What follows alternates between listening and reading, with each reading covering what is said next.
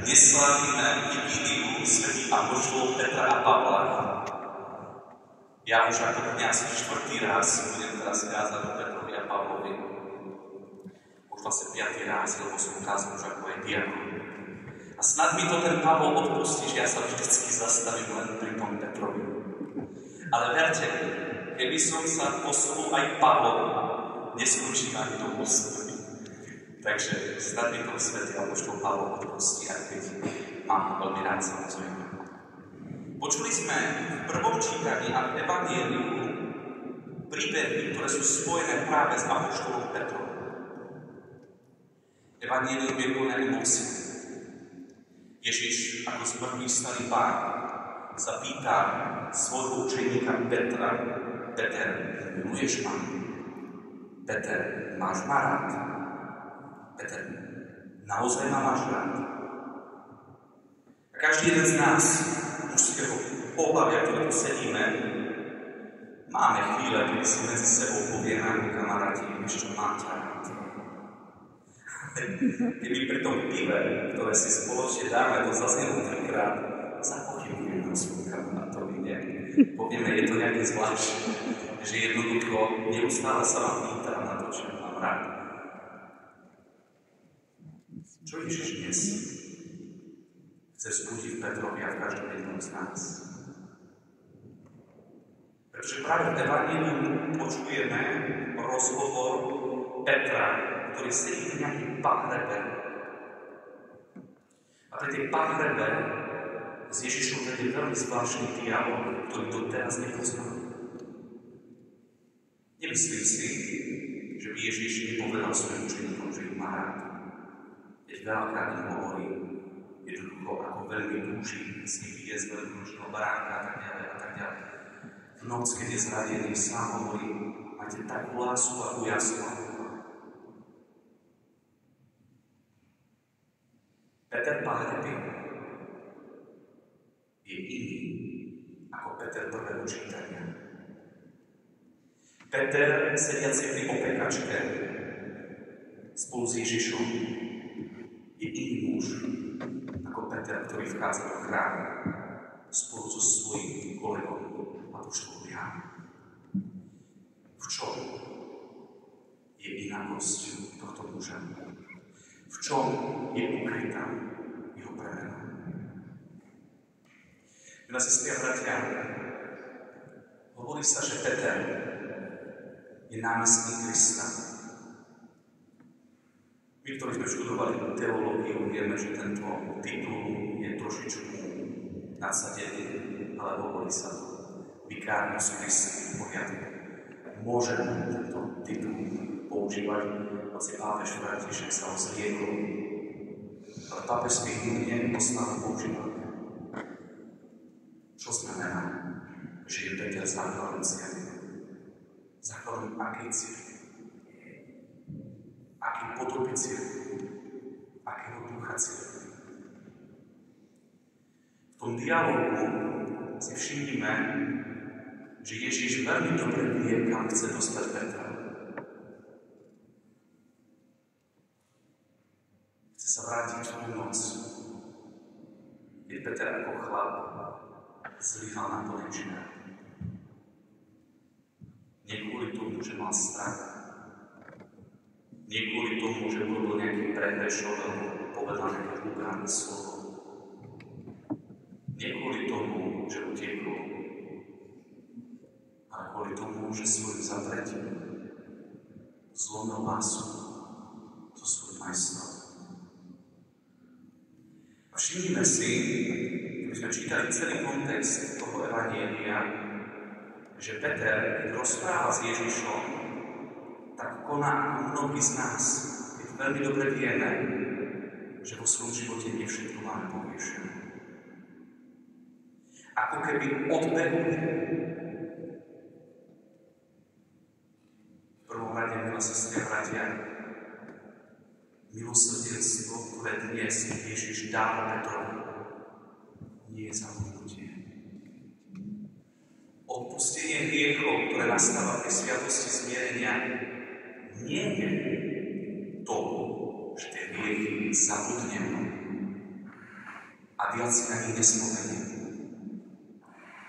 Tu by sme klamali sami seba. A Peter práve toto klamstvo dnes potrebuje uzdraviť. Peter si totiž to myslí, že keď pred Ježiša predstúpi ako muž, ktorý sa sám vysporiadal so svojou minulosťou, tak Ježiša preskočí. Ale Ježiš mu ukazuje, že tento jeho postup je veľmi chabý. A stačia 3 dobre vyjadrené otázky, aby Peter pochopil, že šiel v klamstve. Na sestri a bratia, sviatosť zmierenia je sviatosť uzdravenia, nezabudnutia. Svätá spoveď je Boží dotyk na ránu. Ten dotyk po procese uzdravenia zanecháva jasno. A my veľakrát chceme, aby sme zabudli, pretože máme na čo zabudnúť. Nedarí sa nám. Stačí slovo, stačí hudba, stačí vidieť priestor, ktorý mi ublížil, alebo v ktorom mi bolo ublížené. Človeka, ktorý mi ublížil slovnou súdkou.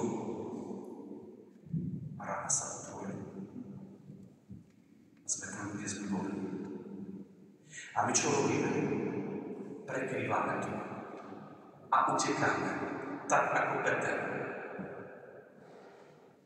Ale Ježiš učí Petra, že ak chce byť jeho učeníkom a tým, ktorý povedie cirkev, on sám musí byť uzdravený, aby mohol uzdravovať tento svet. A všimnime si jeden detail. Kristus sa nedostáva k uzdrave tým, že začne jesť rybu a mu povie tak čo? 3-krát si ma zakrál. Počul som to, som predsa Boh. Neponieši Petra. Nejde na ňu cez jeho najväčšiu slabinu. Nejde na ňu cez jeho najväčšieho démona, ktorý ho straší pri pohľade na Krista. Ale ide cez tú najsilnejšiu stranu, ktorú Peter nosí vo svojom srdci. A to ochota milovať. A cez 3-krát položenú otázku miluješ ma, sa Kristus dostáva k skutočnému jadu. Sestri a bratia, Peter dnes tu stojí ako muž svedectva. Boh, aby ťa uzdravil, ťa nepotrebuje ponížiť. On to nikdy neurobí. Strach, ktorý nesieš vo svojom srdci, že ak vyznáš svoj hriech nahlas, je pokušenie. Je takou istou paralýzou, ako vidíme v prvom čítaní, ktorá ti znemožňuje milovať a byť milovaný. Ježiš dnes tento strach láme. Nie skrze to, že nám vyklstne do tvári, že sme hriešnici, preto všetci vieme, aj sme to vyznali na začiatku. Skrze to, že nám povie, milujem vás. A nielen, že nám to povie, on to aj dokazuje skrze svoj kríž. Skrze svoju úchodu zomrie za každého jedného z nás. Čo robí však strach? Robí z nás malých chlapcov a malé dievčatka, ktoré sa rozbehnú a pre svoju nešikovnosť spadnú do blata. A tento strach nám Boha predstavuje ako muža otca, ktorý príde k tomuto chlapčekovi a dievčatku. Svoju nohu ho pritlačí do toho blata a mu povie, zožen, do čoho si spadol. To je pokušenie. To Boh nikdy neurobí.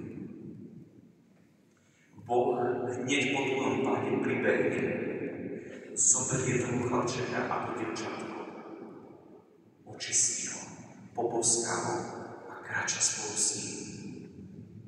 To je svetlo zmierenia. A vie, že padne znova, ale chce z neho otca a mamu. A otec a mama sa musí naučiť padať, aby potom pochopili svoje deti. Že aj oni môžu padnúť. Tomu nás nesúči Peter v Evangelii.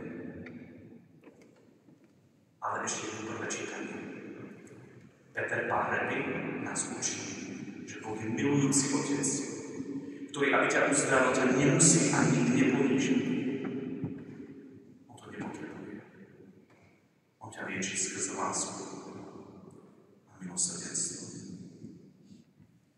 Potom je tu Peter, ktorý prešiel touto skúsenosťou, kedy odhodil svoju hrdosť a spolu s Jánom dnes vstupuje do chrámu. A to sme ja, ty, my všetci. Ako reprezentant Krista. Si kresťan? Si. Je tvoje meno v matrike pokrstený? Je. Si reprezentant Krista? Samozrejme, že si. Si Vicarius Christi? Si. Vchádzaš do chrámu, vošiel si, a čo robí Peter? Učí sa od majstra. Vidí chudáka, ktorý je paralizovaný dlhé roky. Dlhé roky. Ide sa modliť.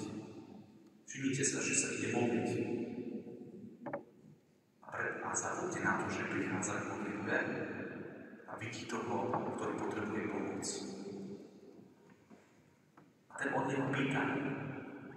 A Peter a Ján hovoria, nemáme striebro ani zlato, ale to, čo máme, to ti dáme. Mene Ježiša Krista, vstaň a choď.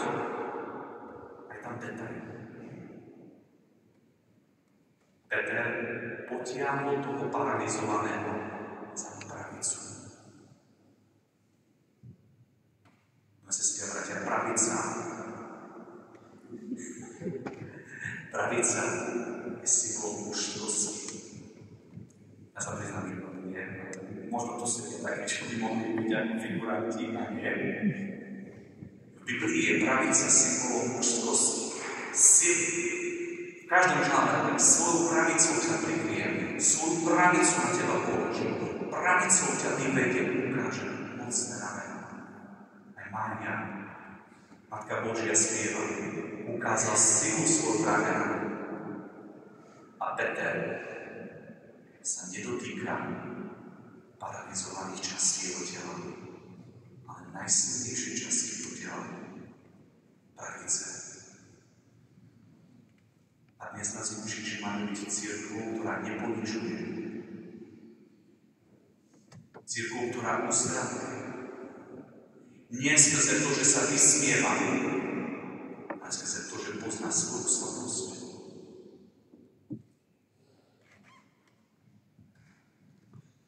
To je sviatosť zmierenia. Premena srdca. Kedy pravica, ktorá dokáže udrieť, ktorá vie byť plná mozgov, ktorá vie byť hrubá, sa skloní k tomu, ktorý to potrebuje. A dvíha najsilnejšiu časť jeho života. Cirkev má dnes v rukách atom jaderného Božieho milosrdenstva. Milosrdenstva, ktoré nepotrebuje ponižovať, ale uzdravuje skrze to, že sa približuje k človeku pozitívnou správou. Evangelium je dostatočne príťažlivé. Kristus je dostatočne príťažlivý a mocný, aby do tohto sveta vstúpil skrze Evangelius, skrze dobrú správu, nie skrze fake news a správu o tom, ako sme všetci zlí. To všetci vieme.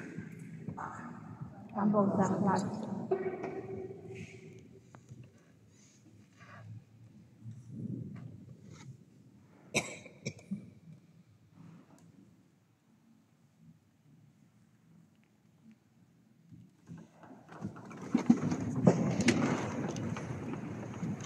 Milé sestry a bratia, povzbudení Božím slovom a príkladom svätých apoštolov Petra a Pavla, vyznajme spoločne našu apoštolskú vieru.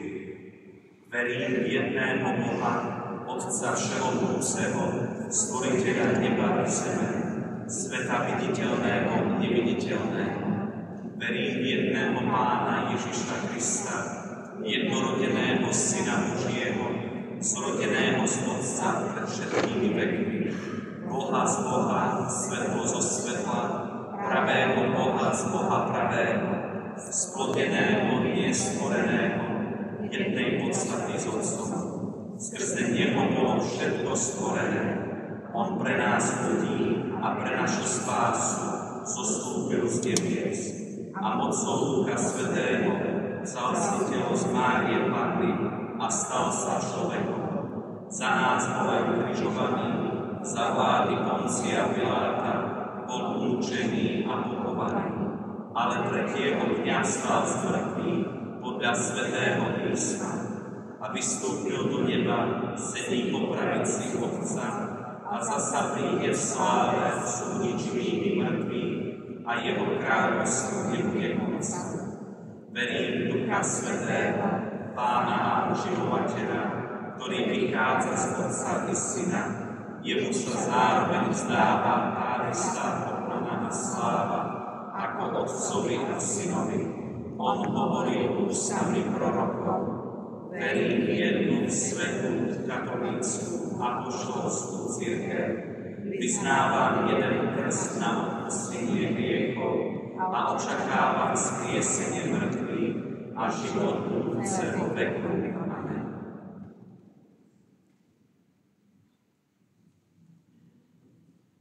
Milé sestry a bratia, v predvečer slávnosti svätých apoštolov Petra a Pavla, na ktorých mučeníckej krvi Kristus postavil svoju cirkev, predniesme Pánovi svoje prosby. Modlíme sa za